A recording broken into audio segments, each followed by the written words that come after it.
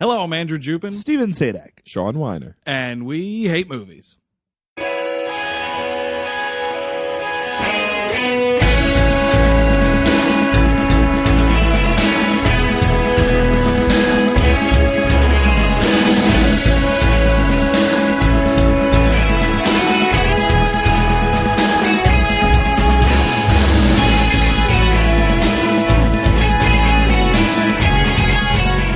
Hello, everyone. Welcome to We Hate Movies. Thank you for tuning in. As always, welcome to the final week of our listener request month. It is the final week, right? Yeah, we're done with this. Yep. Yeah? That's it. Yeah, we're done. We're done with it.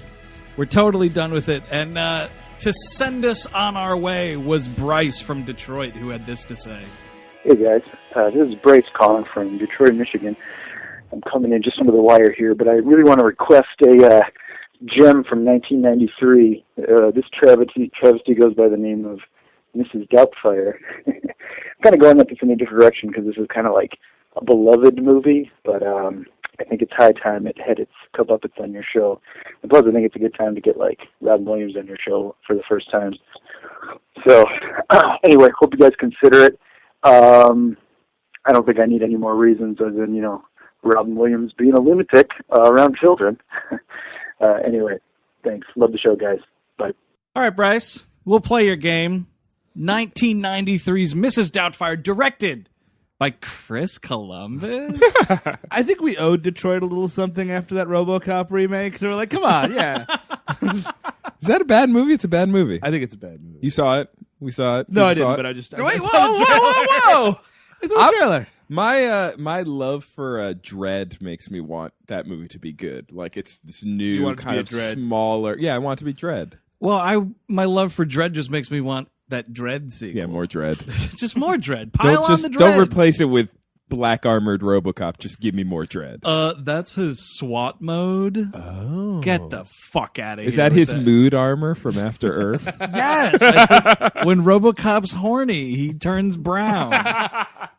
And he's always horny. This is a nostalgia buster episode that we like to do every so often. Oh, yeah. It's a real open your eyes.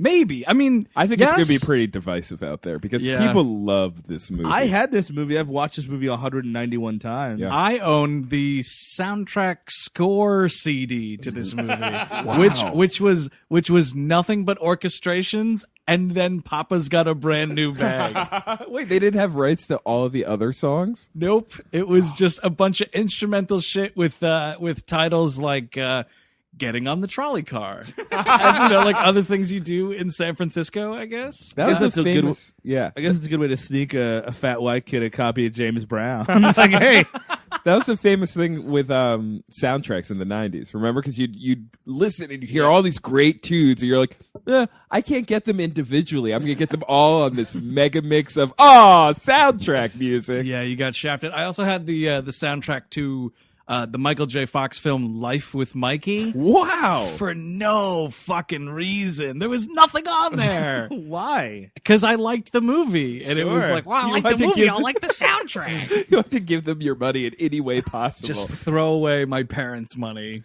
any way I could. We were teetering on a recession. I guess you were doing the right thing. That is Well, then the way- we got that Clinton surplus like 2 years later. So it was all moot. because of you and your fucking soundtracks. I saved the economy. I want to thank all the fat kids for buying soundtracks to movies they like. Even if there weren't any pop songs on them, you just bought the instrumental tracks like a dumbass. We fooled you. So, Mrs. Doubtfire, a.k.a. the most terrifying film of all time, man. I mean, we don't have to go into what this is. We all know what Mrs. Doubtfire is. But I think if you haven't watched the movie in a while, or you haven't seen that expertly made fake trailer turning it into the horror film that it is, you might not remember how just totally twisted this movie is. Mm-hmm. It's really twisted. It's wrong, and the movie doesn't know that it's wrong. The movie thinks it's really sweet, and it's like, this is what we have to do in a modern America when we get divorced. How are we going to see our kids? How are our dads going to see our kids? It's that way. It's one of those movies that makes you reflect on the adults watching it in Yeah. the 90s should have known better. Like, as children, we were kind of young. We were kind of like, oh, yeah, we're just dealing with it. We accepted it because it was a silly world and this was a silly dad and everything would be fine. But the adults should have been like, holy shit, this is not good. The morals are all over the place. Guaranteed, we rented this movie at my house, and my dad walked in and was like, oh, what the fuck is this shit? And just walked out, because an adult can instantly perceive how insane and wrong this movie is. And we're just like, yay, Robin Williams! Well, this is after Aladdin, and we're all of us little yeah. kids are Still high on the genie. just buying that ticket. You know, just anything he wants to do, he's got the lifetime pass. He's the one guy in Hollywood that's ever had that, he does decent imitations sometimes, but he has his whole career. People don't actually listen to his impersonations anymore. They don't. So he just rattles through them, and people are like, he's a maniac. Look at how many he can do. Just let it go. Chris Columbus had 3 cameras on him just in case they missed one. Come on. But it's just like, if you really break down what's going on, it's Middle Eastern guy, Hispanic sounding dude, Mediterranean cab driver, like Rap artist, quote unquote, and then all the celebrities before 1975, and that's it. which is an amazing. He does a lot of Jewish. Yeah, he loves Yeah. the He's Jewish. good at Jewish. In this movie, is he supposed to be Jewish? If Harvey Fierstein's his brother, you can't. no- That's yeah. just this. But that's what's, I mean, this movie is so ridiculous. Like, there's no way the two of them are brothers. Like, how does Harvey Fierstein have this insane New York? Oh my goodness, God. here it comes. The New York accents. And he's he defies the rule. Every working class character that you meet in this movie, the cop, the bus driver, they all talk with a New York accent, as if New York is just providing the entire nation with the working class. like they do. Just populating them. I imagine if Robin Williams and Harvey Fierstein are related, are actual brothers in this movie, their parents had to be tribbles, like enormous tribbles. Just they were born from a hairy womb, and just they're the 2 hairiest actors in history, possibly. I think you might be right.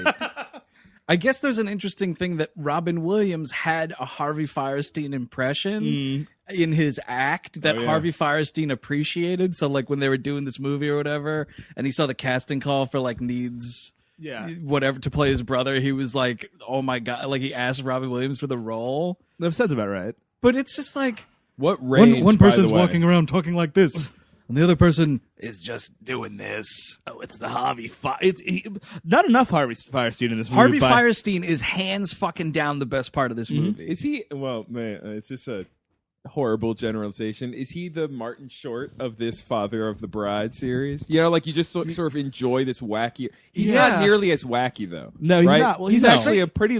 He's the straight man, which is what you need in this movie. He is the straight man, though. When they portray gay people in any time before the year 2000, it's the gayest, most flamboyant cartoon relationship. It's 1993, so when he and his boyfriend are on screen, the fucking house has to burn down with all the flame. Like, that's just what's going on. Because you can't just have a dude who's like, all right, well, me and my boyfriend will make this latex mask and give you this old lady bodysuit and have you go on your way. It's got to be like, listen up, everybody! Like, just so the world fucking knows that there's gay characters. Yeah, it's you can't- so obnoxious. you can't let him have a job at the bank. He has to be a Hollywood makeup Oh artist. yeah, no, he is the most sought after makeup artist. No bank teller, thank you anyway. It's not even like Independence Days when he's working at that cable station with Jeff Goldblum doing something. Is he Jeff Goldblum's brother as well? No, he's he's the his boss. buddy He's just or like the boss. manager of the cable network. I believe Harvey Fierstein is Judd Hirsch's son over Jeff Goldblum. I'm just Oh saying. yeah, that's a good call. They're very similar facial features. And you know the weird thing about this movie is when we're talking about gay, we're talking about gay stuff. Sure, is hey, we're talking about gay stuff. you guys talking about gay stuff? Wait, is this a podcast about gay stuff? So you can turn it off if you want to, I guess. But this isn't that movie Normal, where it's like, you know, Tom Wilkinson is a trans woman and the family has to deal with it, and it's all sorts of interesting questions. No, this guy is a manipulative con artist that wants to ruin Sally Field's life and succeeds. Oh yeah. And that's it. It's This got nothing movie to do would with be great if it was about, because at the beginning of the movie you're kind of realizing, when Robin Williams is a man and living in the world as a man, he's a horrible human being and a cancer on society. But when he's an old lady, he actually finds himself and is happy. Maybe this is about him becoming... There's that joke where he's like, I want to be a woman. And Harvey Fierstein's like, finally. Oh, that's right. And yeah. you're kind of like, maybe there's some backstory there. Maybe Harvey's been thinking about this. our parents, the Herculoids, will be so proud.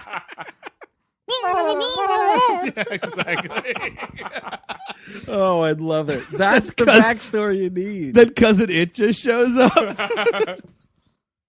Oh, man. See, that's what you need. Mrs. Doubtfire crossed with the Addams Family movie. I'd watch it.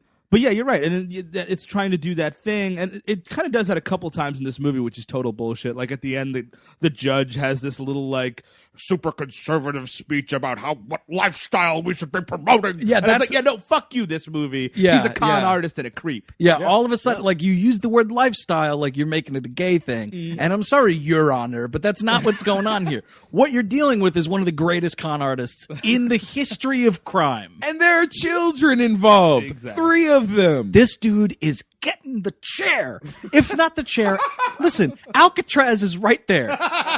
Reopen it? Yeah, reopen the entire island You of have Alcatraz. 1 inmate. Well, no, it would be great for the tours that go through. I saw So I Married an Axe Murderer. I know Phil Hartman's given that tour, and there's no criminals in the cells. Put Robin Williams in the cell, so it's like, this is what it's like to live on the rock. It'd be great because then the movie The Rock would happen and he would die from VX gas. Which is deserving. It's getting a little green jelly in here. Yeah, well, after getting boned by Sean Connery. You're a what? You're a what? Oh, fuck.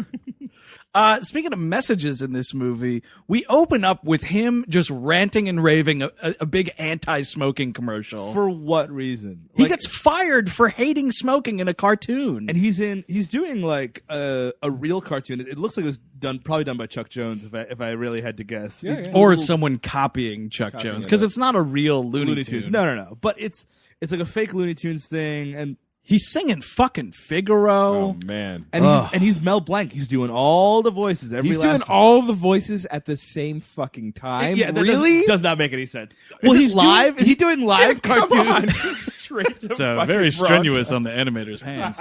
Well, that's the other weird thing, right? Is you don't. That's not how you do cartoon. Like you do the voices and they animate around your inflections and things you say and shit like that. So that's why when he starts going off, like he's singing Figaro comes to an end, and like the cat is like lighting up a cigarette and he's gonna kill the bird or whatever the Yeah, fuck. it's like the bird's getting a last cigarette, like last rites. Oh, kind of- yeah, The bird wants to enjoy the cigarette. He's about to die. Let him enjoy his cigarette. And then it's just Robin Williams like, smoking's really bad. I'd rather get eaten by this cat than get lung cancer. And you're like, shut the fuck up. How about that character? This Daniel, whatever you are. This takes me back to Hillard, I think. Oh, This yeah, it takes is me- Hillard. This takes Yeah, me back- Hillard, a nice Jewish name. This takes me back to when I was a kid watching the movie. I remember thinking that the opening of this film was phenomenal. Oh, it's got a Because cartoon. I didn't know I was going to get a cartoon. Sure. And I'm in Cartoon Town. And I just know that when the smoking thing came up, it was just like, I just tuned out and went to get like another bowl of Teenage Mutant Ninja Turtle cereal or something. I was just like, oh, well, this is boring now. Oh, you he's know? not singing an opera as a bird anymore. I guess I'll not pay attention. And What is it? An anti-smoking thing? Whatever. But also, like, we were way on this. That would never happen in a kid's cartoon. Like, it happened in on Looney Tunes. Like, they would smoke cigarettes all the time and, like, fucking, do lines or whatever else was going on. Those are the early '80s Looney Tunes. Yeah. It's a real mess of a time at Warner Brothers. Daffy Duck would just not come to set. but no, we were into the smoking thing. You could never get a cigarette past past cartoons. But like apparently in this world you can, and all like these guys are smoking in the recording Every booth. single one. So It's many a people gag. are smoking. Oh yeah, he's like, what do you guys think about my smoking riff? And they're just like 3 stone-faced smokers, like. Brr. But it's also like, yeah, you're right. That's not how you do cartoons because it's like, all right, we're gonna do the line, get away from that cat. We'll do it 24 times and then we'll move on to the next one. He's just doing it over the thing, like it's. Yeah, like it's live. It's bizarre. Doing it live. It's like a fucking Orson Welles radio broadcast. Right. It's like bringing in like, well, we're going to have Charlie Chaplin screening tonight, so we're going to bring in a pianist. It's like, no, we're going to have this entire feature cartoon screening. Let's bring in Robin Williams. Oh man, you just gave me an idea of the most obnoxious thing you could do to people. Oh my God. Play a Charlie Chaplin movie and then have Robin Williams just riff all of the dialogue. Oh my god. How horrible would that be? Who would show up for that? Everybody, and then everybody would want refunds. It's like an evening with Robin Williams. Well, that sounds harmless enough. So you quit your job, right? That's the first start of your day, and then you want to further wedge a wedge between your wife and your children because it's your little boy's boyfriend. No, not yet. It's your little boy's birthday. He's 12. He's just turned 12. Played by Matthew Lawrence. The older daughter is the older daughter in Independence Day. Randy Quaid's older daughter, whoever. And then the youngest daughter is Mara Wilson from Matilda. Something else really big. Keep wanting to say Hook, but that ain't right. No, it's not Hook. It's not Hook. It's Matilda. This. Maybe it'll come to us. She's one of the precocious 5-year-olds, like a la Jerry Maguire, the human heads, weighs 8 pounds. Like we saw a lot of Jerry these, like Lipnicki, yeah, like Jonathan Lipnicki. Oh, I apologize. Jonathan, who's now like this ripped bodybuilder. You to would give have us to be. all nightmares. I prefer doughy Haley Joel Osment. That's the best thing of all time. He's been getting a lot of credit on that IFC miniseries. Oh, that one where it's like a fake Gone with the Wind or whatever? Yeah, it's like a fake like family soap opera thing like they would air. Yeah, like the Thornbirds and shit like that. He's supposed to be really funny on that show. I haven't checked it out yet. But so you quit your job, putting your family in a financial bind. Now let's have the most inappropriate birthday party in history without the mother. Like he's not asking the mother. Like when a kid's birthday comes up, I imagine, and you're in a fucking relationship with your wife, you're like, okay, what are we gonna do for the kid's birthday? Right. When are we gonna do it? How are we gonna do it? That's what we're gonna do. And it's like you wonder why you're getting fucking divorced, by the way. Yeah. It's like she clearly said, like, I'm going to get a cake, I'm going to get a present, and that's his birthday. And you have House of Pain and a petting zoo. Well, not House of Pain live. That would have been kind of cool. That would have been pretty cool. But you're blaring House of Pain and there's a petting zoo. Like, you're getting fucking divorced if this is your track record. Let's just rewind to his son's reaction to the birthday party. He's like, well, I've got a little birthday surprise for you. And his son goes, a stripper? He goes, Oh, no. And then his son goes, 2 strippers? Yeah, that's right. It's like, oh, your sisters are right next And then to I don't you. remember what the line is, but Robin Williams has some kind of like something about like, oh, not with the girls around or something like that. And it's like, no, how about just a definitive no 12-year-old? You can't have a stripper for a never. birthday. It's really important that we know that this kid's heterosexual, though. That this kid has all the right To lay it in. Gotta hit it right from the beginning. Don't worry, this kid's gonna be fine. I got you a stripper, but I didn't get you a stripper, but I got you the next best thing. Farm animals. Like, who wants farm animals? And is it like a last-second farm animal ordering? Seems like it The must whole be. thing's supposed to be last second because he was supposed to be voicing the second and third act of that film live.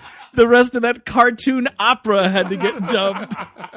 By the way, she was also in The Miracle on 34th Street remake. That's the big one. And then some dog shit thing called The Simple Wish in 1997. That was sort of about it. Yep. So Sally Field comes home with probably a great cake and a really nice present. A soccer cake. Because he soccer- loves soccer. Sure. And of course, Robin Williams is rap dancing on the fucking coffee table, and He she's like, is in a house filled with children. Oh, and yeah. him. And that, to me, there is not one chaperone in that place. No, where did you wrangle all these kids from? Like, did you Last get kids second. off the street? Like, hey, come on, you want to see some farm animals? Did you come inside? You can pet my pony. Did you cancel baseball practice at the junior high?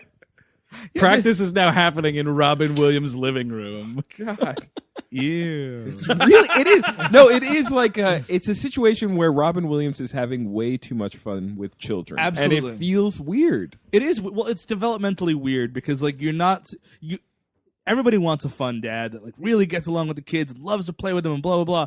But they have to also have an adult mode and be like, oh, but like I'm just really good with my own kids. I'm not having fun with any old kid that comes around. There's a difference there. Like, I am really suspect of anybody who is just like, I just love children. It's like, no, you can love your kids. That's cool. You can be good with children. If you're a you could be a teacher or a nurse or whatever. Yeah, fine. You're good with children. You don't get to love all children. Robin Williams. No, it's true. You think of like elementary school or substitutes that you had that you knew weren't good teachers. Yeah. Because they just want to hang out with you in class. You're like, that's fine with me as a child, but I know you're not doing a good job. And I know that your bank account's in a mess right Yeah. now. Get it together, Mr. Wildly. Wow, slam on Mr. Wildly out of nowhere. He let us play two-hand touch in the classroom. Yeah, that guy's not an educator. So they, Sally Field has to be the fucking police of this thing again. And you know that this is the fourth conversation they've had about it this month where she divorces him. And she's like, look, we've talked about this and talked about this. I'm always the bad guy. You fucking have a horse in my fucking house. You quit your job. That was a $100,000 assignment. That was going to be next summer's big animated movie, and now you're out. Like he just quit Aladdin. Like that's what just happened. He quit Aladdin. He was voicing every role in Aladdin. And that's going to suck, for that production. Like, holy shit, we need to get 12 actors now because we lost Robin Williams. We also know that if Robin Williams had voiced all of Aladdin, he would have hit Jafar out of the park. No, it would have been downright offensive. They wouldn't have been able to open offensive. Well, you know what it probably would have featured? A little bit of his Gandhi accent, which we get earlier in the movie, where like the guy, it's back to the smoking thing, when the dude is like, save your Gandhi speech for another day, and he's like, well, I hope I don't get fired. And I'm like, shut the fuck up! Again, listen to what you're doing. It's fucking horribly racist. By the end of the birthday party, the impersonation count is easily at 25 already. I mean, he meets with his kids who are far too happy to see him after school. I mean, I came home after a year of not seeing my parents, and I was like, hey, they're like, Daddy! Yeah, no. And then he nails each of them with a different impersonation. It's impossible Their to keep favorite track. impression, Sean. God, It's impossible to keep track of it's one sentence in one impression, and then the next sentence it's a different voice, and this happens through almost the whole until he becomes Mrs. Doubtfire, and then finally it fucking stops because he just has to keep up the one voice. But before that, it's like there's like 40 fucking people inside that brain. We're going to get there to my least favorite scene of the movie, which is exactly that. And so they get divorced. And here's the thing, Sally Field, I bet on you. Go into the bedroom, lock the door, get divorced. Don't do it in the living room with the kids on the banister being like, oh, shit. Oh, man, the same place we wait for Santa is the place we also found out our parents are getting divorced forever. And he's totally shocked and is too upset. shocked. Way too shocked. Way too shocked. Dude, if you didn't see this coming, Robin Williams, I can't You help probably you. haven't had sex in months. You've been fighting all the time. He makes a crack about that in front of the fucking kids, by the way. I'm sure he does. It's one of the times where she visits his bachelor apartment to pick the kids up, and she says something about the bedroom, and he's like, oh, not like there was anything going on in there. And I'm like, your kids are 6 feet away eating cold Chinese food. Can you fucking take that out of the conversation, please? So next scene is the custody hearing, which happens really fast, I guess. Yeah. That usually takes a couple years, but whatever. It's the custody hearing, and she gets sole custody with him getting visitation rights because she has a job and isn't a fucking man-child. And that makes sense. And she has the house. Hey, the funny thing is that the judge goes, which would never happen. He's like, well, usually these cases favor the mother greatly, but in this case, holy shit. I have seen some open and shut cases in my storied 50-year career as a judge. But they're like, all right, for 90 days, you have to get a job, you have to get an apartment. You're out on your ass. I mean, she was the sole breadwinner, clearly.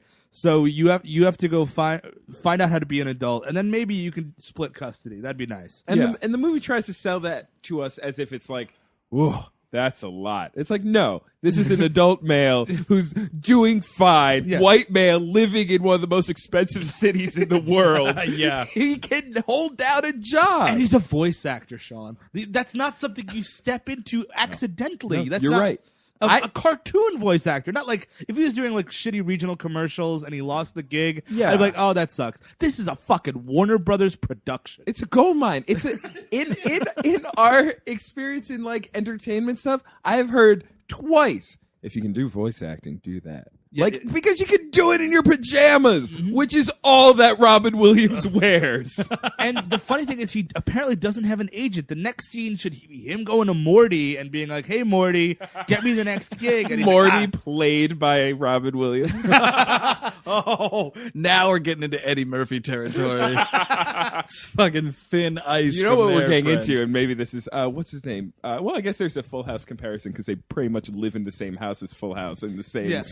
But Uncle Joey, Dave Coulier. Dave Coulier's web series. Do you Oh, remember man, that thing? yeah, can't get arrested. Can't get arrested. He plays his own agent who is talking into a webcam that is made a fisheye lens so that his nose is ginormous. I get It is so uncomfortable. Maybe that joke flies in Canada, Dave Coulier.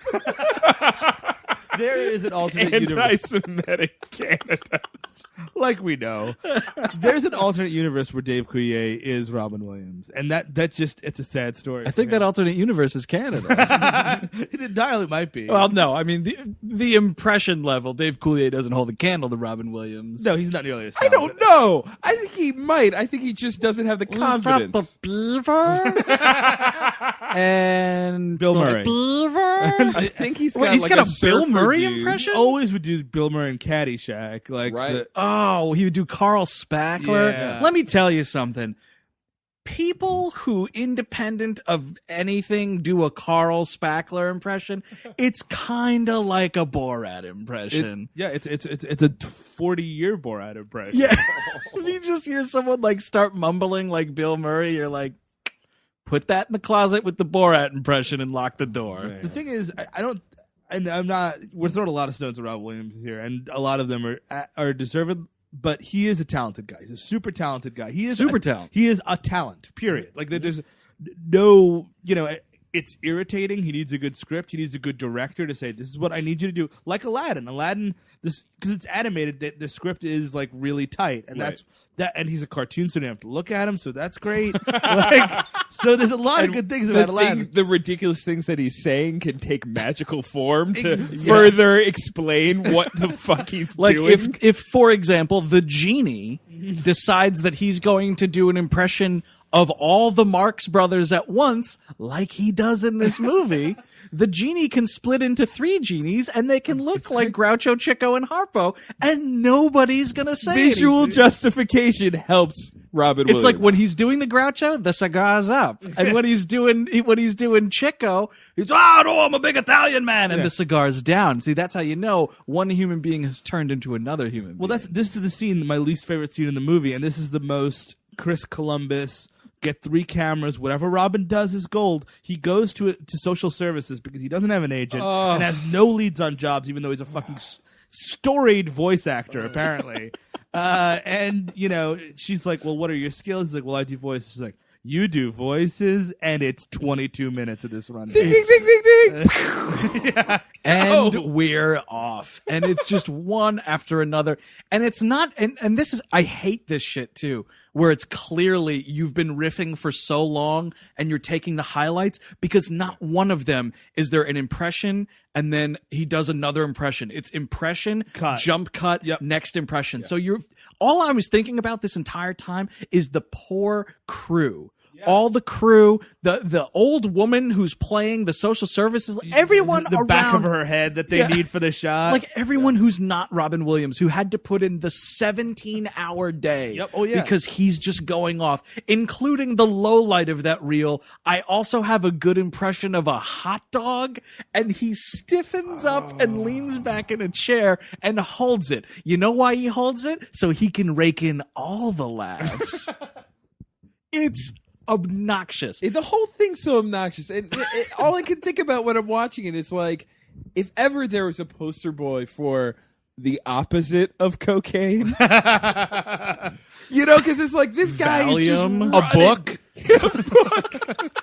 He's just on like hyperdrive to the point where like I think the majority of people who watch Robin Williams do a bunch of impressions are looking for 2 out of 20. Yeah, they That's really as are. I remember, like, my dad would, like, walk through the room to go get a book. He would hit his Jewish Bubby impression halfway through. My dad would go, like, that's all I need. They would get the fuck out of there. Of course. And the problem with this movie, I don't think we've actually elucidated it, is it's 2 hours and 5 minutes long. 2 hours and 5 minutes. You know what that is? 5 minutes longer than fucking Star Wars. A movie that has to create its own religion, its own galaxy, its own fucking science, and and 8 to 12 speaking characters. And this is just a movie about fucking Robin Williams in a dress, and it's longer than Star Wars. Nuts. Yeah, well- Totally nuts. Steve, imagine this. Robin Williams voicing every character in Star Wars. Oh, a one-man show? A one-man show. Off man. Broadway. On Broadway. It would be Madison on Broadway. Square Garden. Yeah. It's this movie, Chris Columbus will not pass up a good montage scene. They're just one after the other. And There's you like remove 3 or 4 of them here. Yeah, you remove 2 of them, this movie gets a lot closer to an hour 40 minutes, which I'd give you. An hour 40, I'd give you. It's supposed to be an hour and a half. You went over 10. Fine, I don't have to pick up the kids yet. Sure, yeah, exactly. Hey, I paid, $35 with the popcorn. It's 1995. You know what I mean? Like, it's a lot of money. So I might as well get an hour and 40 out of it as opposed to 90. And 2.5, I've got to change my dinner plans, and that sucks. Gotta change everything. Gotta change your diaper. if you're an What? old person, you Or need to a change your baby. diaper. What are you talking about? Another thing that expands this runtime, because it's not just the riffing montages, it's the montages of him just doing stuff set to songs that either feature words lady, dude, man, papa, just anything that denotes like a gender assignment one way or another. We're cramming that fucking song in, and he's going to walk down the street as an old woman dressed to it. They make that like, they had a riff session where they're like, all right, guys, it's going to be tough. Let's think of any pop song that's that's labeled a gender. Either way, I don't care. They made a huge list and they said we got to use all of them. Well, that's every single one. I want them. And why couldn't you pay for those songs to be on the fucking soundtrack I bought? I don't get it. Of you after Christmas going up to your room and just slowly snapping the CD. I mean, because I do remember like thinking, oh wow, there's all these cool rock songs in this movie. Like they'll all be on one CD. Because you can't burn CDs yet. How am I possibly going to get all these songs? It was the only way. The best way to get a series of great pop one-hit wonders or one-hit songs was the soundtrack. Yep. That's Well, why if that we- Romeo and Juliet soundtrack was massive. Oh yeah, same exact reason. If we pay for all those songs, then the economic equation goes down the window. Wait a minute, I think I figured it out. Al, get your wife Tipper on some sort of campaign to get all those parental advisory stickers stuck on them fuckers. That'll be a real waste of time, but it'll probably create some jobs. Sticker maker. So he decides. So he's living in what we're told is a shitty apartment. It's enormous. It's in fucking San Francisco, like Very Sean nice. said. The most expensive corner. Yeah, corner I window. think it It's might got- be the whole floor. It I is. can't confirm, but there's at least one corner. There's I saw. definitely 2 bedrooms in this place. There's Yep. got to be at least 2 bedrooms in this place. And like the kids are there, like, ew, Dad's apartment's so shitty. And it's like, no, it's just got a lot of boxes because your dad's a fat fucking slob. He just needs to clean up his apartment before his kids show up. Yes. But they're there, and like Sally Field picks up the kids early, and she's like, well, we're getting a nanny. We have to get a nanny because I have to. I've always been working this long, and now you're not there out of work to watch them. So Right. And he's like, well, I'll do it. And like, no, are you sure? And this is what he cons her. She's like, oh, I'm putting an ad in the paper. He grabs it and changes the number. And then we get another montage of impressions where he's playing all these women that are calling for the job. And it's like he's intentionally making them shitty. Like this one woman's like, oh, to your kids, are they well behaved or do they need a good shove or something like that. Just all these like horrible, despicable people. And when this movie likes to pat itself on the back for gender issues, which it really kind of does a lot, there's this line where Rob Williams calls up, he's like, I don't mess with the males because I used to be one. And Sally Field goes, yikes, and hangs up the phone. Good one, Columbo. You know, like, fuck you, dude. Like, God.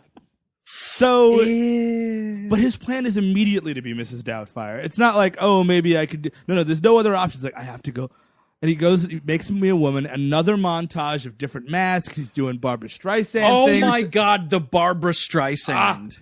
Just to start this montage, the thing that drives me this is my least favorite thing in this whole movie. The thing that drives me nuts is that he has established a British accent on the phone and named himself Mrs. Doubtfire, and we have to see it be a Latino woman, be a Jewish woman. Why? Why would he try all these other looks? He's already sold himself on the part. Dude, Harvey Fierstein and his husband are out $1,200 from this montage. And 3 to 4 business days working on these things. Damn it. Like, Harvey Fierstein creates a pretty convincing Barbara out of Robin Williams. It's nuts. And they sing Matchmaker, which is kind of hilarious because Harvey Fierstein was famously Tevye for a while, won a Tony. But that's one of those, like, he's got to just be like, okay, so wait, you told her that you want to be an old British woman. Why am I putting this Barbara schnoz on you? We're wasting so much time. Well, it'll be funny. We can sing something together. It's just been like the driving creative force in this whole film is just him like riffing on impressions. It's like, just throw a lasso on that tornado and I don't care how much it costs. It wouldn't surprise me if, like, one of the scenes they turn the chair around and he's a Klingon and he's like, oh no, this will never work. Like that's on par with this montage. It's just Robin Williams looking at the camera and goes, no, this can't work. That does bring up the great limiter on Robin Williams, which is that he's not allowed to play any ethnicities in that scene because that would get inappropriate. Well, he does play. He plays a Latina woman, and he does the whole thing, which is really gross. And it's just like, congratulations. What's awesome too, speaking of the voice of this English woman of Mrs. Doubtfire, and this really has to rub Robin Williams raw, man, is like the first time he meets Pierce Brosnan. Yeah, and like Pierce Brosnan is Irish, but in this movie he's English, and he's almost always English. Yeah, and he's like, well, he says in the movie, he goes, I clearly am also from England, Mrs. Doubtfire. What part of England are you from? And he's like, here and there. And then it's awesome. The part that's got to kill Robin Williams is having someone go, well, your accent seems a little off. Yeah. Like, can you imagine, like, hey, Robin Williams, your impression isn't that great. Fucking smoke coming out of his ears. I paid a lot for that. his little ear smoke contraption. Oh, he's got one. What do you do? I gotta go to work tomorrow. How would this sell you as a British grandmother? You told me to do one thing, and now we're just wasting time. It cost me $55,000. This Gremlins mask wasn't cheap. Why did I make this? I wish. Hey, Harvey, can you get me the Jabba the Hutt costume? Why? Why would I get you the Jabba the Hutt costume? Oh, by the way, now I'm out of business. Well, I had to miss two calls in 2 days, so I got fired from the movie I was doing. The sequel is actually Harvey Fierstein moving in with the family, and it's the real acceptance of other lifestyles. Yeah, exactly. Finally. At long last. But so he shows up and wows Sally Field because he's Mrs. Doubtfire, who's a very congenial old lady, and she's lying through her fucking British fake teeth, right? And Sally Field doesn't, because she's been so, I guess, besieged by child abusers and transsexuals, she just will take anyone who comes to the door, I guess. And she's not going to check references, and she's going to pay. This scene doesn't happen, but it has to, because obviously Mrs. Doubtfire doesn't have a fucking W-2, so she's paying this woman in cash. Yeah, That would make me- $300 a week. That would make me a little suspicious of this old lady. Like, well, why can't just give me? We'll set up direct deposit. We'll do it. Honestly, in 1993, if I only have to pay my nanny $300 a week, I'm not asking questions. Yeah, no questions asked, I guess. Oh, the government! I don't have a visa, dearie. Oh, I'm here yeah. legally. You better be paying me under the table. Oh, I told them I was on vacation, but I stayed. I did. So she's a wonder to the household, of course. It's Mary Poppins without the fucking bag. And here's the thing, and this is actually, I read a little bit about the book that this is based on, which is hilarious to say out loud. In the book, the older kids get it immediately, like, oh, that's dad in a dress for whatever. The little girl doesn't get it because she's so young, and that's kind of like what the crux of the book is, which makes a lot more sense. Right. It's either that or if I'm this dad and I'm trying to fucking screw over that bitch mother that's always fucking telling me to do my homework, I go to the kids and I'm like, look, this is what I'm doing. Just be cool with it. It's I know it's weird, but this is what's happening because I respect you guys, and I just want to hang out with you guys. So I'm not going to pretend to be a woman all the time. I'm just going to show up as this woman to trick your dumb mother, and then we're going to hang out as father and kids. Give your kids the opportunity to say, "No, Dad, that's crazy. don't do that. We don't want you to do that. Don't manipulate your children into thinking you're some woman. So messed up. It's so bizarre. And that meeting scene where that son says to him, boy, you're big, Robin Williams. You could be a linebacker on the 49ers. Talk about, like, your bullshit. No fucking way. Tiny little Robin Williams. Shorter than Sally Field's Robin Williams. Yeah, no, Mrs. Doubtfire's got some heels on. Mm-hmm. And some shoulder pads, I think, too. Yeah, he would be the real Muggsy Bogues of the Niners. And, he's doing well, and then this social worker shows up. And this scene takes another 40 minutes because we're doing like a closed-door farce thing because, like, he shows up as Mrs. Doubtfire, and the social worker's there. She's like, I'm doing my, my whatever visit. Here's what you do. You just keep walking in the street. You're like, oh, that's a social worker. I'm just going to keep on moving. Guess who's not home today? Robin Williams. Mrs. Doubtfire's going on the town. That's I would much rather have that scene because all we have are the bad, mediocre, and passable versions of the same scene replaying, right? Like 7 montages, 7 like running into the other room and changing my outfit montages. Just endless. It's so frustrating. So this woman shows up, and it's a bad fucking bosom buddies bit. It is. It really is. It's like, oh, he's in the other room. Let me go get him. Change out of the fucking boob costume. Here I am. My favorite part of this entire movie are the fat Chinese kids laughing at him. They're so great. They're hilarious. They're just like laughing at him. Those are the characters I most identify with in this movie. Just like, this is a mess. They're just looking across the way going, your life is a mess. Well, what's great is like they see her from behind and they're like, oh, a lady's changing, and they're giggling. And then he turns around and they see that it's Robin Williams and they both throw up. And he's like, hey, what the fuck are you looking at? Also, if you're living this lifestyle, close your fucking blinds. Oh, yeah. You live them. in a lockdown fort. Nothing. Nothing. He doesn't even close the door when he's got the social worker in the other room, and he's like, "Okay, social worker, talk to you in a minute, and he's like, "Hey, how you doing? Oh, she's outside. Oh, and like, well, he no, doesn't Steve, close the fucking piece of shit door because. Dude, he's already taken care of it. Oh, I just got out of the shower. Like, that's all you need is a quick got out of the shower gag. It is fine that he changes back into Daniel Hillard and goes out there. But when she says, I would like a nice English cup of tea, and he feels the need to turn himself back into Doubtfire just to make tea for a second, it's like, great, she taught me how to do that. I'll go do that. Yeah, exactly. I'm going to make you tea. Well, what about your sister? Oh, she's dead. She can't help it. She's old. She's soaking in the bathtub, whatever. This is when his mask falls out the window, and you just know the next day Harvey Fierstein. Oh, I can't fucking believe you ruined that mask. Oh, this is a whole nother year's salary. I'm homeless starting tomorrow. I know you're going through tough times. I really didn't want to bring this up, but I'm down a couple of G's. So I start charging and the VIG starts tomorrow. The mask looks hilariously like a Freddy Krueger mask. It does. It's creepy as fuck. There's a scene like later in the movie where he's in the bathroom at a restaurant and he's got the mask on, but the wig's off. It's Terror Town. It's totally Terror Town. It's so scary. It's so scary. When he he goes into the kitchen as Doubtfire. His mask is flattened by a flatbed truck. Of outside, course it is. Hilariously. And he does the famous, like, dunking his head into the top of a cake so that it looks like he's got a meringue beauty mask on, and then serves a tea to this woman.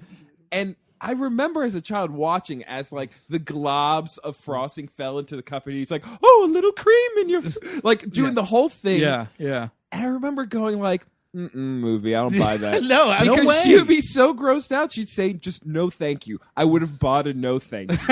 But I just remember being like, no, bad writing. It's like they go to the exact opposite of a no thank you, which is when Mrs. Doubtfire leaves the room, this woman dabs a little of her fucking face droppings on her finger and then puts it on her own face. You don't understand what it's like to lose your beauty. I guess This lady's just willing to try anything. Whatever it takes. it's disgusting. It's the scene from Dead Alive when the old lady's face is falling into the soup and they're It's just not eating it. It's there's 2 Dead Alive scenes in this movie. This is the first.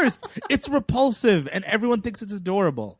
Now, a couple of montages later, the kids find out. How do the kids find out? Because Mrs. Doubtfire is First of all, the scene starts with her teaching this 13-year-old girl how to read. It's like a spelling thing. She's like, eczema, EX. Like, why are you spelling? You're 14 years old. What are you? You got left back a few times? What was awesome was, I hadn't seen this in a while, and I put it on last night, and I was looking down at my phone, which I did a lot during this movie. Sure, you got a lot of time to do that. And I hear, like, the spelling lesson, and it's some, like, kind of bigger word, and I was like, why is he teaching Mara Wilson, like, that kind of bigger word? And then I look up, and it's the teenage daughter. I was like, no, Mrs. Doubtfire should be teaching this girl how to prepare for her road test, not a spelling bee. And Mrs. Doubtfire's like, oh, I've got to use the loo. And she goes to the bathroom. And if I am pretending to be a woman in front of my fucking children, I'm locking the bathroom door. Yep.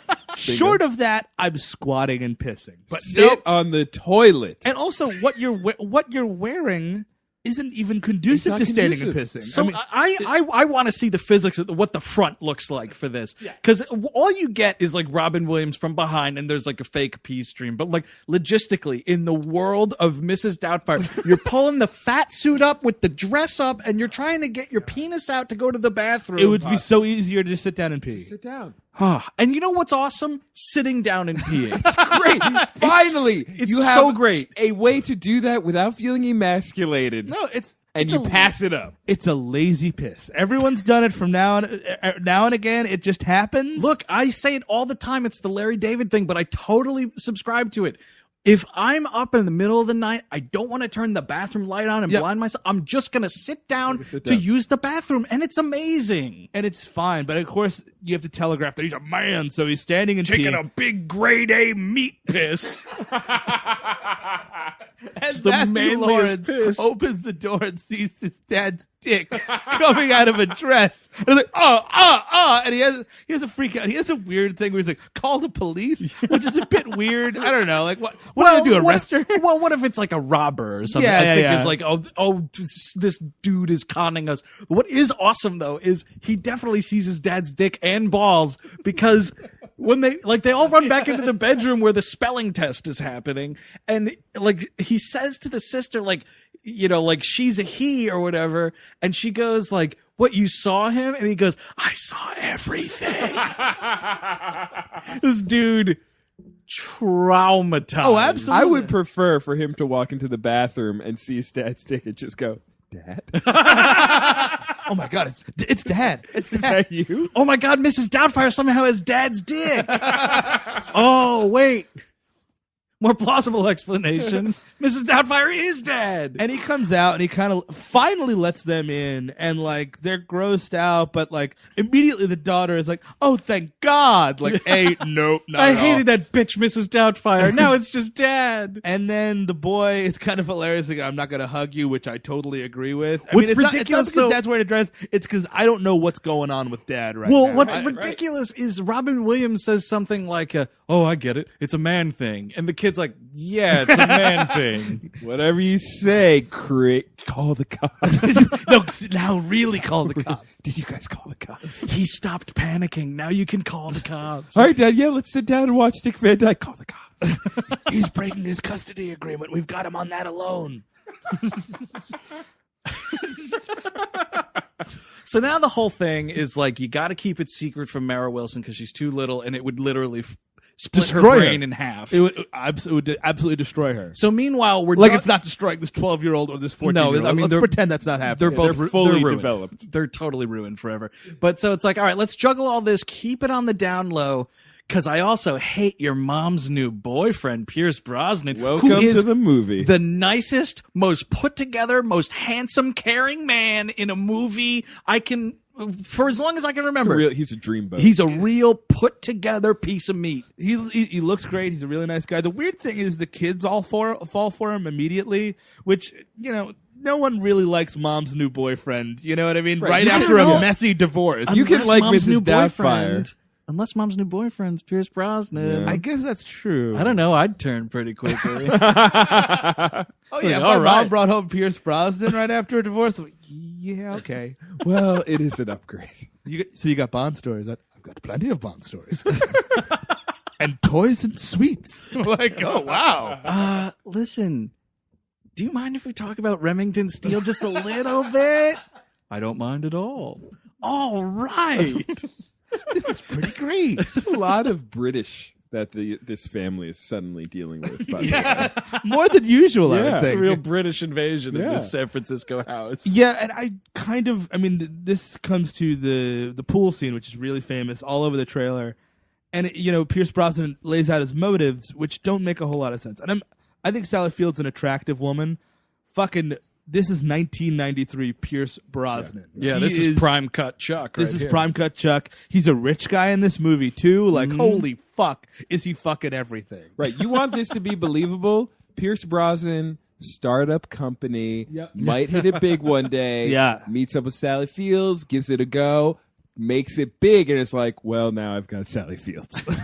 But what they're doing in the movie, though, makes him even more of a great guy because he's not some, like, vainglorious pussy hound lunatic. Or like he has been, but now he's not anymore. What he's saying is like I used to date this woman when we were in college, and life got in the way and what have you. Now I'm looking to settle down. I'm looking to seek out like this woman again that once held such a high status in my heart. Like, oh, he's such a good guy, and Robin Williams is a shit monster in this because movie. it's like, okay, I'm gonna bring the kids out to my country club because I'm super rich and really I want everyone to see me in a bathing suit just so they know what's so going they on. know. But again, for the jokes, like, yes, of course, and that's great. But like, again, like his motivation is like, I just want the kids to come hang out at the sure, pool. Like, they'd it'll be have a pool. fun. It'll be fun. What a fun day. He's not like showing his money off or anything. And this is sorry. Sorry, but do you? I want to believe that he's so devastatingly attractive in this movie that anybody watching the movie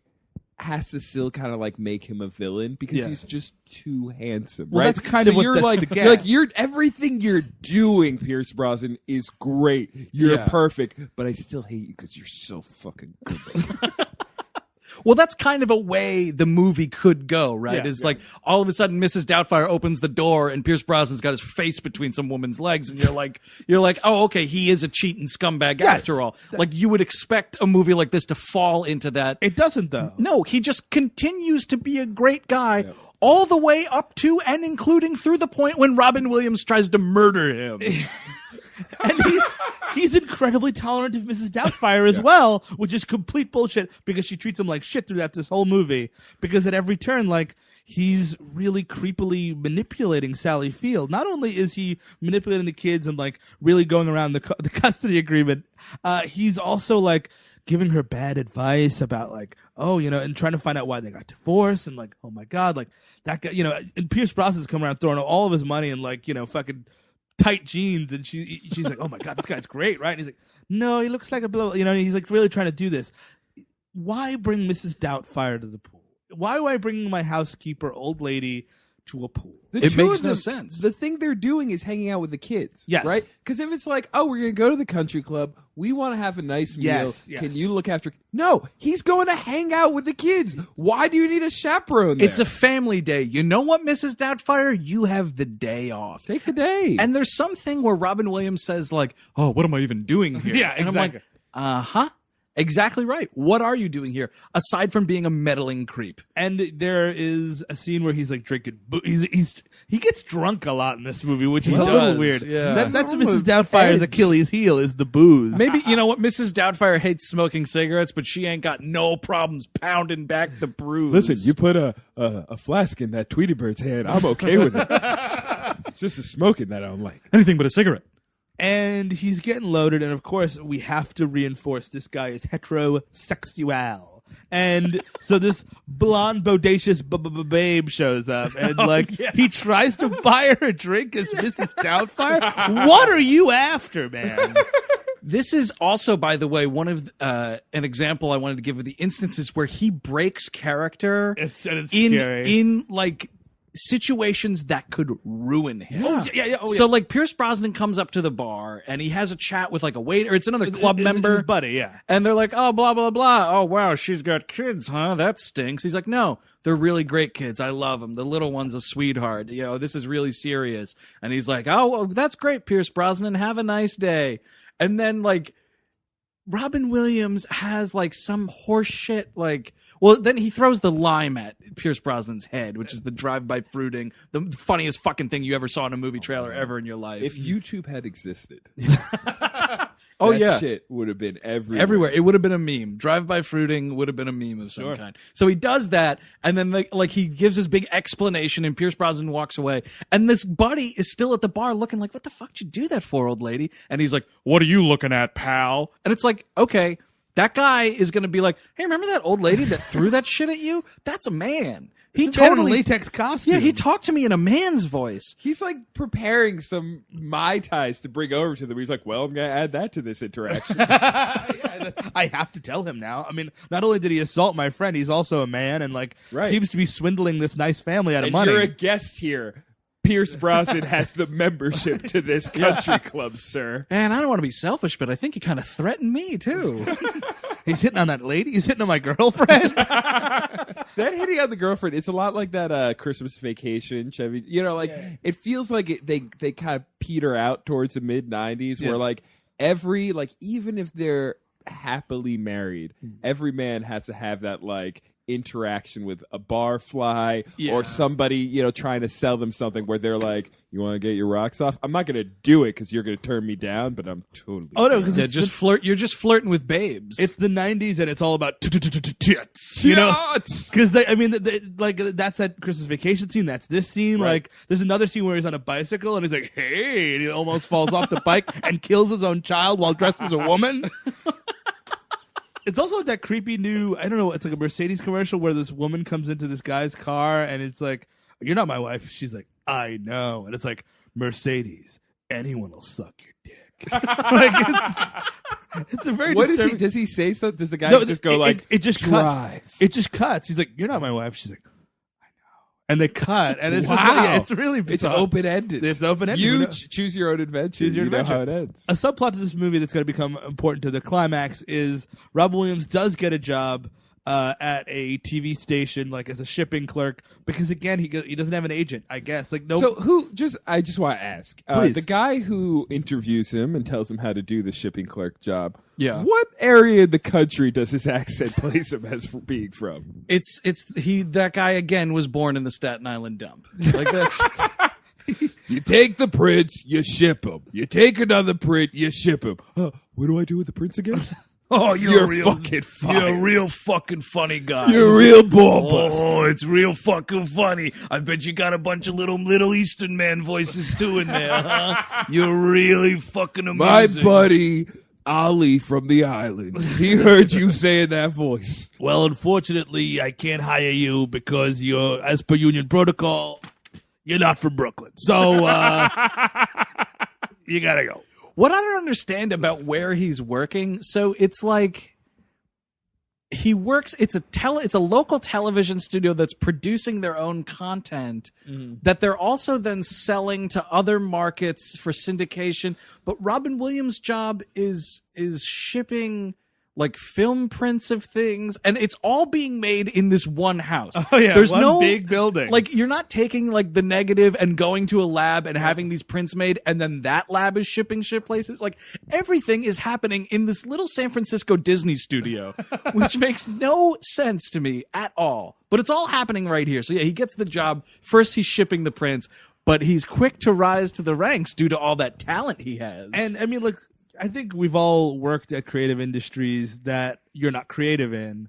Guess what you're not allowed to do is pitch ideas. If you're working as a shipping clerk, you keep your head down. Like, maybe you get your big chance at some point, but he's going out talking to anyone who will listen. He's bugging the CEO with like his voices and his ideas. Nope, you don't do that. Nope. That's a sure way to get fired. And this is the movie way of people like getting a step up too, is he's like openly talking shit about the show that he's watching being filmed, which is an old man boringly talking about dinosaurs. Like, which is fine. Yes, it's understandably boring. And he's like, oh, geez, these kids are being put to sleep like these dinosaurs. Oh. And this old man's just standing there like, yeah, that's funny.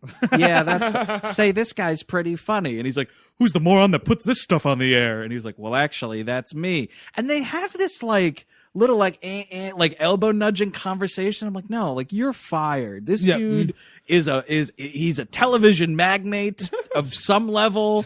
Level. So it's not the biggest level, but it's a level. He's higher up than Robin Williams. He's Philip W. TV station. I think that's his character name.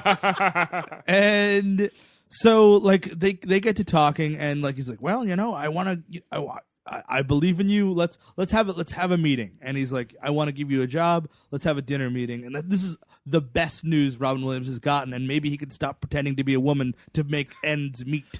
Question mark. The dinner meeting, by the way, is only prompted after the boss catches Robin Williams after hours on the set of this dinosaur show, playing with all the toys and just riffing. With the raptor rap. Then there's the T-Rex, who's the king of the dinosaurs. Fucking stab me in the heart, this movie. It's obnoxious just watching him go. And this guy sees dollar signs, I guess. Boy, this crazy person could earn me a lot of change. And so, like, that's one side of it. And then the other side, whoops, Sally Field's birthday is also taking place. And Pierce Brosnan's taking everybody out to a nice dinner. And she insists Mrs. Doubtfire join them. She insists. Twist that arm. She is a part of this family. Oh, yeah, Mrs. Doubtfire, all the advice that you've given me over the last week. All the dubious advice. It seems like you have your own agenda, but I love you anyway. All the stories you told me about having weird sex with your dead husband or whatever. It's strange, man. And you know, the weird thing is, in Tootsie, this movie's kind of like the sausage parts of Tootsie. You know what I mean? Like the worst. The sausage parts of Tootsie. This movie's like Tootsie without the heart. It is. And there's all these scenes with, and I haven't seen it in a while, so correct me if I'm wrong, but it's Dustin Hoffman and Bill Murray, and Bill Murray's like, wait, why are you doing this? And Dustin Hoffman tells him why he's doing it. It makes sense at every turn, and maybe it's a little dubious, but he does it. That's where Harvey Fierstein has to be. He has to be like, well, wait, why are you going to this dinner? This doesn't. I spent $200,000 on this. Why am I doing this? But it goes back even farther than this dinner plan, though. Like, you need the conversation between him and Harvey Fierstein where he's like, you want me to do what? Well, that sounds like a terrible idea. Like, there's no, like, he's instantly on board. Like, we're going to play makeup because I'm a gay guy. So, like, the movie totally disregards him as any kind of voice of reason because he's just this cartoonish gay man who's going to put makeup on him. And that's it. But you're right. He needs to be the guy who's like, okay, I was against it before, but now you are going way out of bounds here. Just cancel on this fucking dinner. I've been reading a lot of Carl Jung, and I think what you're doing to these children might really be problematic. But yeah, it just doesn't. And so now, obviously, they're both at the same restaurant, and it's bosom buddies again, by the way. It's bosom buddies, and it doesn't make any sense because all he has to do is tell, as Mrs. Doubtfire, like, "Oh, thank you so much, dearie. I can't, for any reason. I got a wee case of the shits. I haven't been able to get off the toilet." And that's it. Yep. It's sorry, kids. Mrs. Doubtfire can't come to dinner. Why? She's got horrible diarrhea. She's making mincemeat pies, as she said. Ooh, just making a wee bit of mincemeat pie in the loo. I must have had a bunch of Red Hots last night. I don't remember that many jalapenos. I don't know what she's doing. She said she's inventing haggis. Ooh, turns out I am a wee bit lactose intolerant after all, dearie. I'll have to see you at your next birthday, puppet. That's all you need. And then you go to the dinner. Also, he's going kind of to, because at every turn he's trying to ruin Pierce Brosnan's life because this piece of shit is treating his kids with respect. Perfectly. Yeah. And and ruin this relationship because, no one's allowed to fuck my wife, but no one.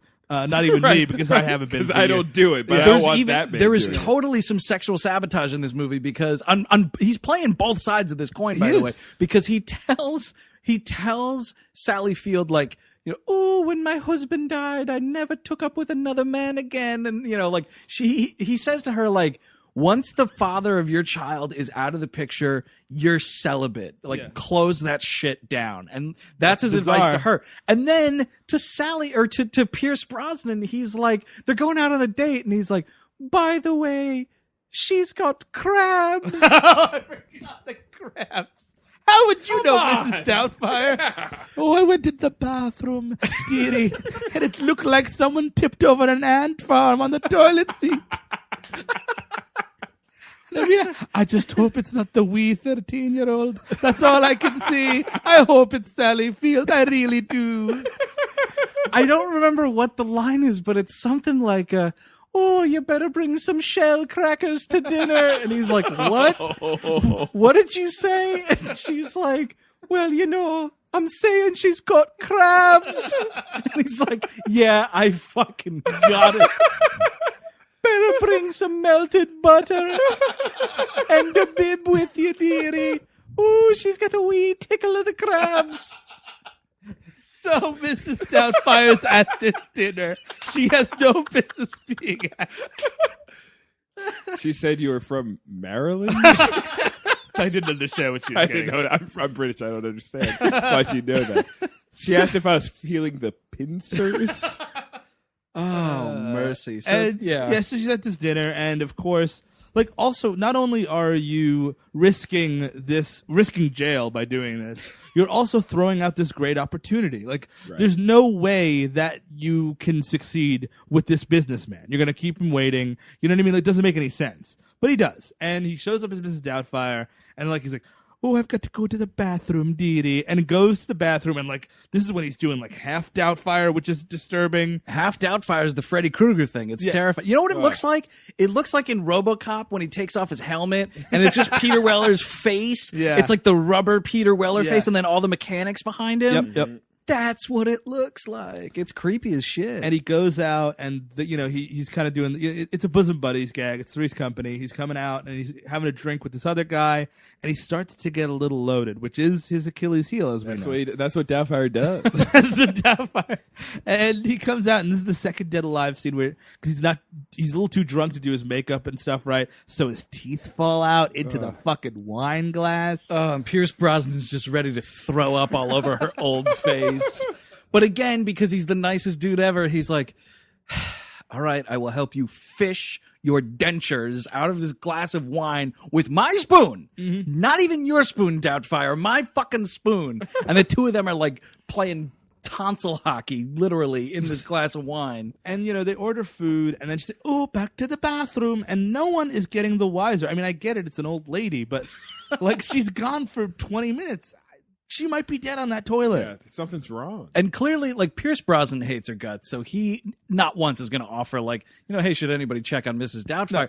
But, like, the kid, the older daughter who knows that it's dad should be like, oh, dad's up to something. I don't know what's going on. But Sally Field should be like, hey, kids, hey, oldest daughter, why don't you go see what Mrs. Doubtfire is doing in the bathroom? Make sure she's not getting sick. Right. Or whatever. Nothing. They just all sit there like they're waiting for a bus. The whole movie, it's like when they know what's going on, right? Why are they not in any way helping the situation? They have nothing to do in this movie. Right. Yeah. But it would be nice if they helped the situation. Yeah. Give them a reason for being there. It sure would. But that gets in the way of Robin Williams' riffing, Sean. You can't, you can't allow that. Oh, we had this whole subplot where, the kids came in and really helped Mrs. Doubtfire out of a jam here, but, we thought it might prevent some of the Robin Williamsing from happening in the scene, so we just cut it all out. They're just going to sit there like mummies. So he comes back, and he's got a little lipstick on his mouth that smells like perfume with the guy, and he's like, oh, wait, what's going on? And he's like, oh, I fucked a waitress in the bathroom. Ha ha ho ho ho. Oh, yeah, she left it on me, or something like that, And he the says. guy loves it. And what bothers me is, isn't this a man. guy who plays a toy store owner in Home Alone 2? No, It's not. It's not close. that guy. It's very close. 'Cause Oh. I just rewatched that terrible movie. Okay, good. Because that the would have old guy, bothered me. No, This guy's the old guy, familiar, he's though. the old guy from something, but it's not Duncan from No. Duncan's Yeah, Toy Chest. Yeah. But it's close. But he's just like, oh, that's great. Hey, maybe she's got a friend. And it's like, oh no, he's a swinger. It's like, oh my God, I thought I was here for a job interview. Now I have to have fake group sex.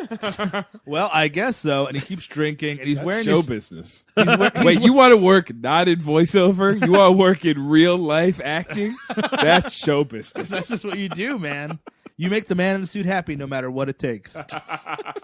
And so he's going back and forth, and Pierce Brosnan, for some reason, orders the jambalaya without any pepper because he's allergic to pepper.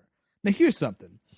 You don't order that. If you are allergic to pepper, you're like, oh, I'll take the grilled chicken over the bed of greens. Yeah, sorry, if you're allergic to cayenne pepper or black pepper, whatever it is, you get the dullest thing on the menu if you go to a restaurant. Right, you don't that's say, nice. like, I'll take the scallops, but can you I'm allergic to shellfish. Just make sure, you clean them really well because it could be really bad. I mean, any shellfish. But I'll take the scallops. By the way, that old guy is the old projectionist in Last Action Hero. But ironically, this might be, or coincidentally rather, this movie might be an unofficial sequel to Mrs. Doubtfire. What? Death to Smoochie, which is also Robin Williams being redonkulous on television, and this old man actor plays a network chairman. Spoiler alert, Harvey Fierstein's in that movie too, as a gangster. Oh, that's right! He's kind of great in that movie. Spurred by his brother? Yeah, Down on his luck? I was down on my luck, so I got into the mafia.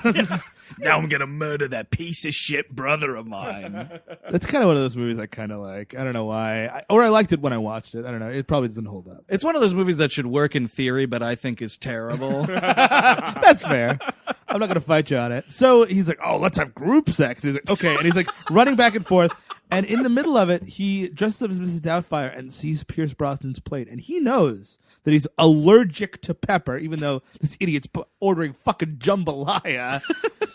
And he goes, now he's like Judi Dench in Notes on a Scandal, this like weird scheming old woman that's like got her own ends to pursue. So he's putting on he's like putting on a cook's jacket and is putting pepper all over his thing, thus killing him. Yeah, he wants to murder him. That's attempted murder. That's what it is. I can't find one thing wrong with this guy, so I got to rub about. Yeah, that's it. The only thing left is to take his life. All right, I'm gonna get this job. It's gonna be great. And then I'm gonna kill this guy, and then I'm gonna be head of the household again. Ha! Like He's doing this whole plan while dressed as face-only Mrs. Doubtfire, masturbating in the bathroom of this restaurant. Too bad. with the door unlocked. You're gonna be a fucking star. You're gonna be a fucking star. Too bad for Robin Williams or for Mrs. Doubtfire that apparently pepper does not affect Pierce Brosnan. Nope. The only thing that affects him is choking on a full jumbo shrimp that he decided to eat like a duck. He doesn't have an allergic reaction to the pepper. He just chooses to swallow whole a jumbo shrimp. Because when this thing pops back out after some expert Heimlich maneuver from Mrs. Doubtfire, it's just a whole shrimp. It's a whole thing. It's a whole thing. I would eat that. Yeah. Like when it pops out, I'm like, ooh. That looks like pretty good shrimp. Oh, and it's got pepper on it? Excellent. I love that. But also, yeah, you're right. Well, like, he should, like, not only would he choke, like, because he forgot to chew his food, but he would also go into anaphylactic shock or whatever. You know what I mean? Right, Like, yeah. hives, like, he'd have to go to the hospital. Yeah, you're not choking, like your throat's closing up. Yeah. And It's it. It's and doomsday. It's got nothing to do with the food blocking it. It's your throat says, no, Yeah, no you're more. You're not squeezing all of that powder out of there. And yeah, so he. Peanut allergies are not just Heimliching a peanut out of somebody's throat. That's not how that works. And yeah, of course, it's the help is on the way line that everybody loves. Okay, Mrs. Doubtfire, why were you sitting over in that part of the restaurant? Oh, Why are that's you right. smooth talking that old man? Well, we know why. And, well, no, she goes over, like, he's so drunk, he goes to sit down at the other guy's thing, at the other guy's table, and the other guy's like, the fuck is wrong with you? Oh my God. Why are you dressed as an old woman? And he's like, oh, meet your new daytime TV host. And it's like, oh no. It would be great if he just, like, he said that, and the guy just had a stone face, and then Ron was, I don't know what I'm doing. It's so fucking hard. Much better climax. Absolutely. What's great, though, is his reaction is not like, get out of my face. What are you even talking about? How dare you? He just goes, host, as if he's still cool with this guy playing like a supporting character on some sort of daytime you gotta programming. talk me into it? It's like, host, pump the gas, weirdo, or the brakes. There's a whole moment, like, it's that moment where you see somebody who thinks like he's found, someone, a diamond in the rough. And he's like, all right, this kid's good. This kid's really good. And then he sits down as an old woman in front of you and says, like, this is the idea. And you're just like, maybe you're not that good. Oh, this draft pick was a bust. Yeah, exactly. He's a total draft pick bust. And It's a real Michael Beasley. You guys do a lot of sports jokes on we this do. thing? Every now and then, it's mainly me and Steve, but it's fine. Yeah, Chris Cabot's not here to fucking pump the brakes on it. So yeah, whilst doing the Heimlich, his mask falls off. His face falls off. just rips off. And the little girl is Halfway. That's Yeah, the thing it's that's the even worst. worse. That's It's not that you it know falls what? off and you're like, oh, it's dad. It's like it's dad's Yeah. mouth and an Yeah. old lady's eyes. Yeah, let me tell you, if my false face has to come off in front of my child who I've been pretending to be this old English woman in front of for a month, I want that face to come all the way off. Whole thing. It's got to get ripped from scalp to chin, just totally off. It's I a can't do a goddamn halfway. Terminator 2 rip. That would be great if it ripped off and turned out Robin Williams' mask, like Harvey Fierstein made it out of liquid metal, and it just glommed back into position perfectly. Or if it tore off, you realize that below Daniel Hillard's face was a cyborg face, and this became Bicentennial Man. it was Bicentennial Man the whole time. The whole Wow. time. Wow. also twist directed by ending. Chris Columbus. And of course, the little girl is fucking terrified. It's at that moment that girl becomes both a sexual deviant and B, a serial killer. I don't blame her. Either one. Because she would have to be, because at every turn, anyone she meets for the rest of her life could be her father. Could be dad. It's just, dad, he's that good at impressions, and he's that good of a makeup artist. Oh, he man. could be anyone. Here's what's awesome. Sequel for Mrs. Doubtfire. Robin Williams gets the chair, okay, out at Alcatraz, and he's dead. He's known to be dead. They reopen Alcatraz just to execute. just to fry this one weirdo, and then they close it back up. And then 10 years later, cut to the youngest daughter character. She's at college. All of a sudden, she starts seeing someone who looks like Mrs. Doubtfire. Oh, yeah. And she starts getting freaked out because she's like, I know my father to be dead. I watched him burn. I watched him burn. And it's just some dude. Oh, hello there. And she's losing her fucking mind. She fucks some guy on the ultimate frisbee team, and when she comes back to her dorm room, her Sandra, her roommate, is like, "Did you fuck him?" And she just starts ripping that girl's face off. Like, "Are you dead? Are you dead? Oh my God, he's everywhere!" And of course, Mrs. Doubtfire in this sequel, played by Matthew Lawrence. Ooh, twist, twist, right? Sick twist. Because that's what men do. Apparently, that's what he learned. It's like men have to dress as old lady to trick women into being. I don't even know. I don't know. It's just what you do. Just filleting people's face off, making sure. It's so awesome. It's like part Norman Bates, part Leatherface. Like, it's great, man. It's all terrifying. All the heroes. And this is a problem. You cast Sally Field because she's a great actress, and because she has to give him the "she's all that" speech. Yes. And really fucking stick it in him. And she does it. She goes, "What? It's a kind of a good like double take and like of disgust and rage. And she's like, we're leaving. That's it. We're leaving. And that's it. That's it.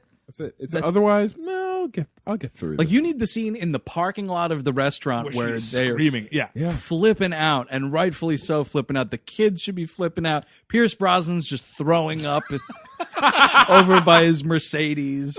You know, just Mara Wilson is just crying. Oh, yeah, just shaking inconsolable. uncontrollably and crying. Sure. Instead, we just cut to the courtroom, and what a shock. He loses custody at all for like a year. Like, he's got to be evaluated again. He gives this weird speech where he's like, "Oh, I plead insanity. I'm just crazy about my Like, kids." you can stop there, sir. Yeah, exactly. We'll take that as your defense. Yeah. Book it. He's like, you know what, Your Honor? I'm just addicted. I'm addicted to my kids. Okay, I'm please stop obsessed with talking. them. Sir, I please just stop love my talking. kids so much, I'm man. gonna have to I extend can't be this. away from them Okay, for more than 2 5 years minutes, now, or else sir. I'll go It's crazy. 2 years now, I'll sir. go I wish it- absolutely kill All right, crazy. sir, bailiff, can we take him away? Take him down, bailiff. Blam. Robin Williams then takes the court officer's gun and blows his own brains out. I kind of wish Harris Yulin was the judge. Be quiet. Burned at the stake. The judge does do some like this kind of lifestyle. Oh, sir. yeah. Yes. He pulls the old lifestyle. And Yes. it's so unearned because the movie is not about gender identity. The Right. movie's about being a sick, demented con artist Right. that doesn't believe in the judicial system, apparently. And yeah, that's it. And so that happens, and now everyone's sad. Like they're interviewing a new nanny who's a total bitch. She's the worst. Well, not for nothing. This nanny is not fit to be a nanny. It's the old gag of like, I don't do windows, I don't clean tubs, I don't sweep floors, I don't raise kids. And I'm like, what the fuck good are you? Why are you here right You now? are interviewing for a job where it's a priority that you do all of these things. Right. So maybe you should think of another line of work. And Not being a nanny. now the kids have to shuck their own corn at dinner. It's just a real What a bummer. life. And they're all like, everyone's sad. Everyone's sad in the house, and not because that they've been played for fools by their father. No, that's all in the past. That's all about. They're just, I miss Mrs. Doubtfire. It's like, I miss They her have a full stories. conversation I miss about her- missing this fictional woman. I I miss miss her the way cooking. she used the bathroom. I miss the way she almost killed Pierce Brosnan, who's out of this movie. We don't know if they're still seeing each other. It seems like they're not. I imagine Pierce Brosnan says, "Oh, good day, madam." I'll see you later. It's because of this whole thing that Pierce Brosnan goes back to his wild pussyhound ways. Or he's dead, or he does maybe die in the parking lot because the pepper is just so far down his throat. Deleted scene, Mrs. Doubtfire gives the eulogy of Pierce Brosnan's funeral on a nice San Francisco hillside. I miss Mrs. Doubtfire. I miss the will we, won't we talk to her about her raging alcohol. I miss the way she could really just put it away. Oh, I miss paying my ex-husband for watching our children when I demanded he didn't. That's fucking fraud, dude. You accepted money as somebody else for services you shouldn't have been providing. Yep. Also attempted murder. I don't know what to tell you, Your Honor. I plead insanity. Yes.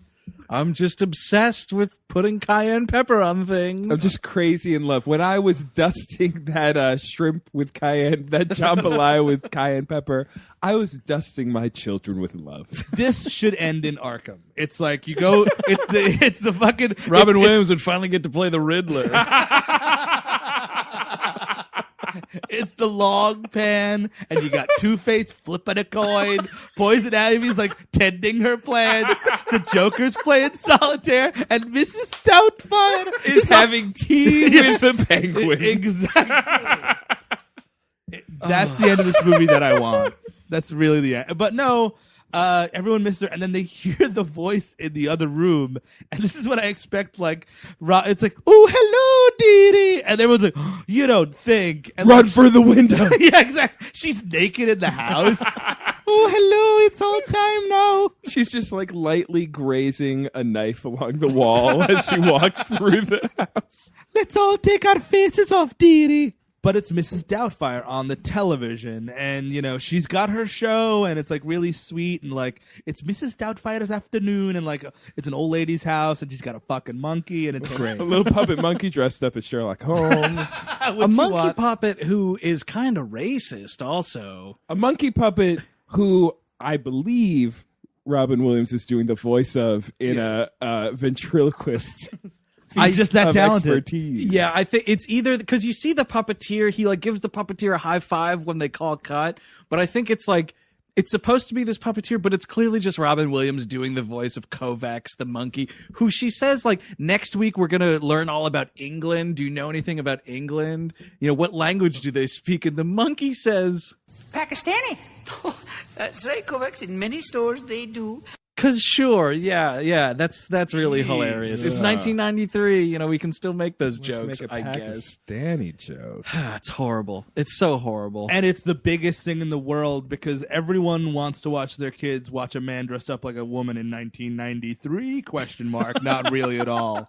I guess the Fox News Network didn't exist then. That might be true, yeah. So that there was a little bit of a lull there. Right. I wouldn't have let myself watch this show. No, it's creepy as fuck because it's a scary mask that she wears. let's not mince words here. It's scary, and you know, Sally Field shows up afterwards, and like the TV manager's like, "Hey, we're a big hit. We're going to be in Seattle, San Francisco, Los Angeles, New York. It's everywhere. You're big, baby." You know, And you know, then Sally Field drops in while they're taping. They have another bullshit blowout where everything gets thrown on her again. it does. He's like, "You let them talk to me like that in that courtroom? How dare you?" And I have supervised visits like a pervert. Like, of course you do. You are. You are one. You dressed up as another person, and we're creating this whole fake life. You might as well be a pervert. Yeah, Talking to her about sex stories and whatnot, you're a pervert. Nobody knows where it begins or ends, Robin Williams, so I'm sorry. For a little while, you're going to have supervised visits with your kids, which you should be totally extricated from. And FYI. because he chews her out on this sound stage of this children's show, the end of this movie is, well, I guess I am dog shit, says Sally Field to herself, and allows Robin Williams to be their babysitter, and that's the end of the movie. As man Robin Williams. Yes, yeah. The door opens again. They mimic the same shot as when we're introduced to Mrs. Doubtfire, and you think it's going to happen again, but it's just Robin Williams in his costume from fucking Jack. Because he just dresses like a fucking little boy when he's That's not. the sequel to this movie. See, we're trying to figure it out. And all the kids are like kind of mildly disappointed because they just want Yeah, they're Mrs. like, Doubtfire back. Oh, well, Dad, that's all right. guess so.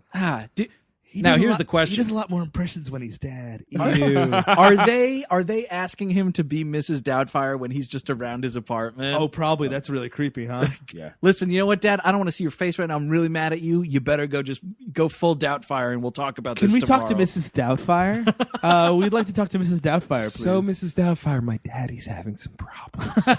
So, listen, Dad, you might not think it's a good idea for me to go on birth control, but I was talking about it with Mrs. Doubtfire, and she thinks it's a stupendous idea. You were? Oh, well, I'll have to talk to her about that. And then he just goes in the room and yells at himself. Leave me alone, Mrs. Doubtfire. Why do you always nag? Oh, you're a fuck up, you are. You'll never be a real man with that little willy of yours. Shut up, you old fat bitch. And he's just going back and forth. Oh, well, I guess you did say you could call it birth control. Would anybody recommend this movie? No, because it's longer than Star Wars. Let's not forget that. And it's like kind of longer than most Batman movies that I've seen.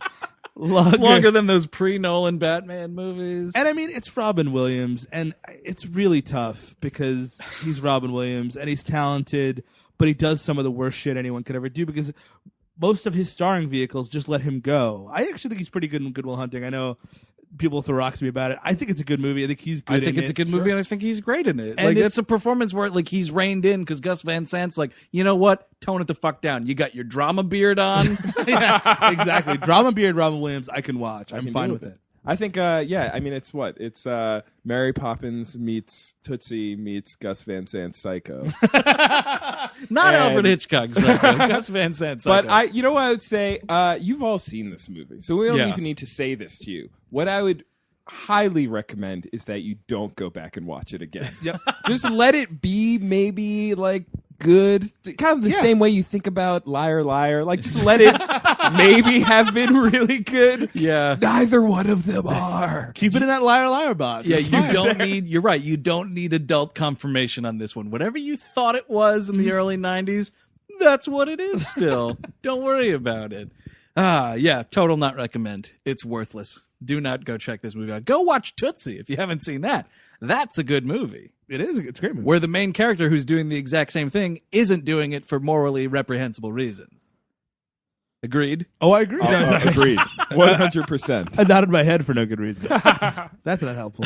That's Mrs. Doubtfire from 1993, directed by Chris Columbus. If you want to get a hold of us or find out more information about the show, you can check us out at WHMPodcast.com. Like our Facebook page and follow us on Twitter. We are at WHM Podcast. If you ever had your dad dress up as a woman and pretend to be a nanny because your parents got divorced, write into the mailbag. We all hate movies at gmail.com. Subscribe to this show and Blame It on Outer Space in iTunes. We're also on Stitcher Radio. Rate and review wherever it is you get the show. We would greatly appreciate it. Thanks so much to everybody who called in for Listener Request Month. We'll do one again down the road. Let's just put it that way. And a couple of, there's always, if they don't make it to air, a lot of those things go in our brain and they kind of pop out as regular episodes. Yeah, most importantly, look for episodes coming up where you're like, hey, I called that in. You probably did, and we're just stealing your idea.